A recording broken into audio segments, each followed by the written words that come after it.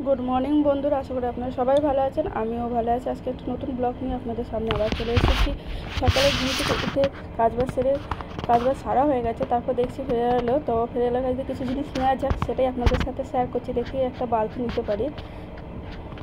বালতিটার দাম বলছে অনেক, একটু কমানোর চেষ্টা করছি, তাই দাম হচ্ছে এখন বালতি। তার সাথে একটা হাঁড়ি দেখা হচ্ছে এখন। যদি পছন্দ হয় হাঁড়ি বালতি দুটোই নেওয়া হবে। তার মধ্যে আপনাদের একটা ঘর দেখাই। আমাদের একটা ঘর হচ্ছে, কিন্তু ঘরটা হচ্ছে অ্যালবেস্টার, কিন্তু দোতলা অ্যালবেস্টার, উপরে মাঝে ছাদ নেই, অ্যালবেস্টার দিয়ে করা। আপনাদের সাথে সেটাই শেয়ার করছি। দেখুন ঘরটা এখনও কমপ্লিট হয়নি, আজকে নিচটা ঢালাই হবে, নিচে হবে। উপরটায় দেখুন অ্যালবেস্টার দেওয়া, তার উপরে একটু বালি দিয়ে মেঝে করা, মেঝের উপরে এই যে ঘরটা, এই ঘরটায় মানে ছাদ দেওয়া হয়ে ওঠেনি, তাই অ্যালবেস্টার দেওয়া হয়েছে। দেখুন জিনিস কেনা হয়ে গেছে। এর মধ্যেই একটা গামলা নেওয়া হয়েছে, ছোটো বড় একটা হাঁড়ি আর একটা বালতি নেওয়া হয়েছে। আপনারা কমেন্ট করে জানাবেন জিনিসগুলো কেমন হয়েছে অবশ্যই। এর মধ্যে বাড়ি কাজ শেষ হয়ে গেছে, এবার রান্না বসানো পালা। রান্না বসানো হয়ে গেছে। এখন মেয়ের জন্য ব্রাহ্মণী শাক নিয়ে আসে। ব্রাহ্মণী শাকটা মানে খারাপ হয়ে গেছে, অনেক দিন হয়ে গেছে, ওগুলো শাকটাকে ফেলে দিতে হবে, আর কিছু ওটা ব্যবহার করা যাবে না, খাওয়ার মতো নেই।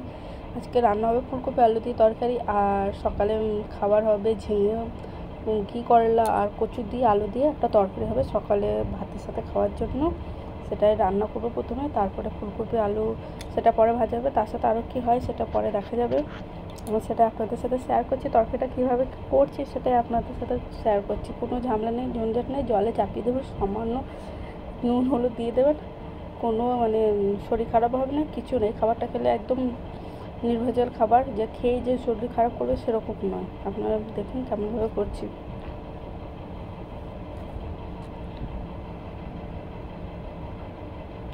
আমি ভালো করে কাজও করতে পারি না, ভালো করে বলতেও পারি না, আমি অত রান্নাবান্না ভালো করে পারি না। তো আপনাদের সাথে শেয়ার করছি। আমার মা যেভাবে করে, কিন্তু সবার হাতের টেস্ট একরকম থাকে না। যেটা মা করে সেটা খেতে ভালো হয়, কিন্তু আমি যেটা করতে যাই সেটা অতটা টেস্ট হয় না। মায়ের মতোই করবো, মা যেভাবে করে। আপনারা অবশ্যই আমার পাশে থাকবেন। আমি সেভাবে তো কথা বলতে পারি না, অনেক জিনিস ভাববেন কথা বলতে পারে না, তাও ইউটিউব খুলেছে। সবাই তো একটা আশা হয় যে নিজে কিছু করুক, সেটাই আমার সেই স্বপ্ন নিয়ে আমি ইউটিউবটা খুলেছি, যে নিজে কিছু করি। তার জন্য ইউটিউবটা খুলেছি, যাতে আমি নিজে পায়ে দাঁড়াতে পারি। এমনি কী কাজ করব, বাইরে গিয়ে কাজ করা হয় না, ছোটো মেয়ে আছে, বাইরে গিয়ে আবার কী কাজ করব। বাড়ির বউ বলবে এই বাড়ির বউ কাজে যাচ্ছে, এই নিয়ে অনেক কথা হয়। গ্রাম গায়ে থাকি, তার জন্য বাইরে তো যাওয়া সম্ভব নয়, বাড়িতে বসেই। তাই ভাবলাম যে এটাই আপনাদের সাথে শেয়ার করি, কী করছি না করছি সেটাই। আপনারা যদি আমার সাথে থাকেন, সাপোর্ট করেন, তাহলে আমি এই চ্যানেলটাকে আরও এগিয়ে নিয়ে যেতে পারবো।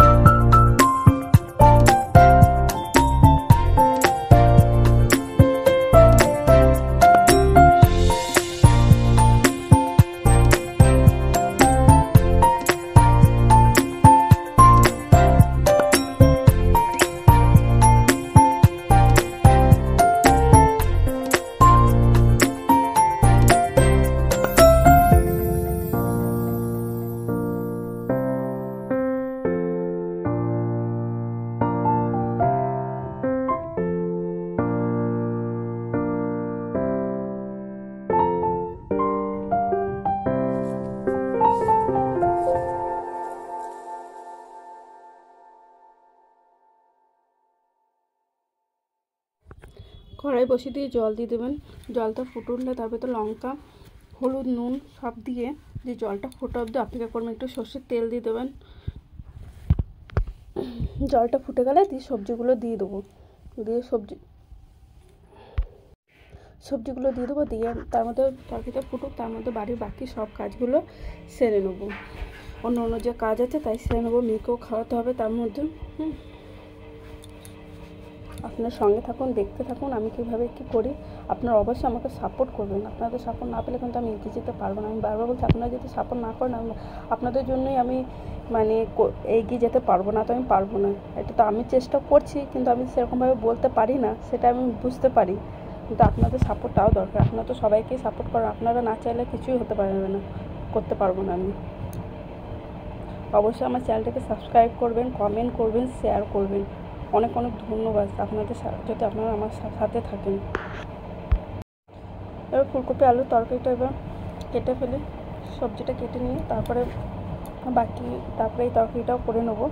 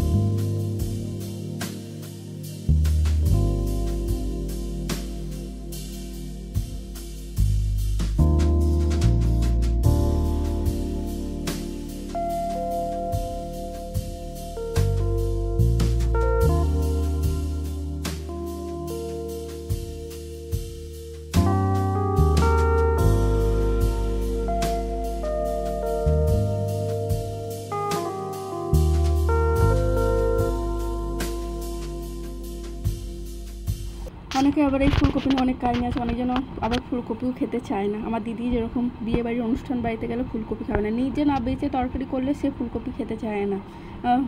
ওর ধারণা যে যদি পোকা দিয়ে দেয় তাহলে সেটা খেয়ে ফেলবে, তার জন্য ও ফুলকপি খায় না। সব জায়গায় শুধু বাড়িতেই খায়। কোনো অনুষ্ঠান বিয়ে বাড়িতে গেলে কোনো সময় ফুলকপি পাতে নেবেই না, যতই যা হয়ে যাক। তাতে এক তরকারি দিয়ে যদি ভাত খেতে সেটাই খাবে, অন্য তরকারি, কিন্তু এই ফুলকপি ছোবে না সে, আমার দিদির মতো। অনেকে আপনাদের মধ্যে অনেকজন আছেন যারা ফুলকপি ওরকম বিয়েবাড়ির অনুষ্ঠান বাড়িতে গিয়ে খেতে চান না।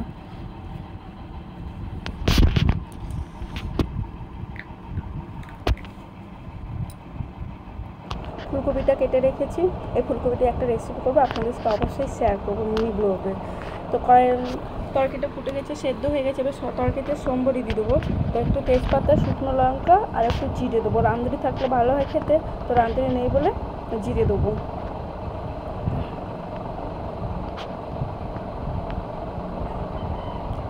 আপনারা যে সবাই খেতে পারবে এই তরকারিটা, অসুবিধা হবে না খেতে। কোনো মশলা নেই, তো শরীর খারাপ হবে না এই তরকারিটা খেলে। বেশি মশলা খেলে অনেক রকম সমস্যা হয়।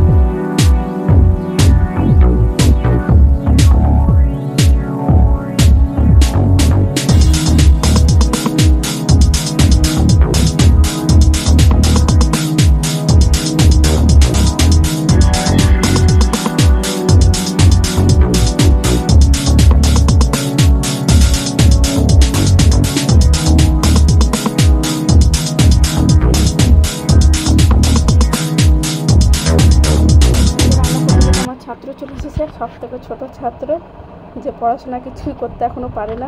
পড়ানোর চেষ্টা করে পড়াও হয়ে গেছে, দিয়ে তাই পড়ানো হয়ে যাওয়ার পর ওদের একটু খেতে দিলাম, কারণ এরপর আঁকাতে আসবে, আঁকা করবে ওরা আমার কাছে পড়ে, তারপর একজন আঁকাতে আসে, তার কাছে আঁকাটা শেখে। তো এই যে ছোটো উনুনটা দেখেছেন প্রথমে ভিডিওতে দেখতে পেয়েছেন নিশ্চয়ই, এই উনুনটাকে, এই উনুনটাতেই ছোটো রান্না করবো।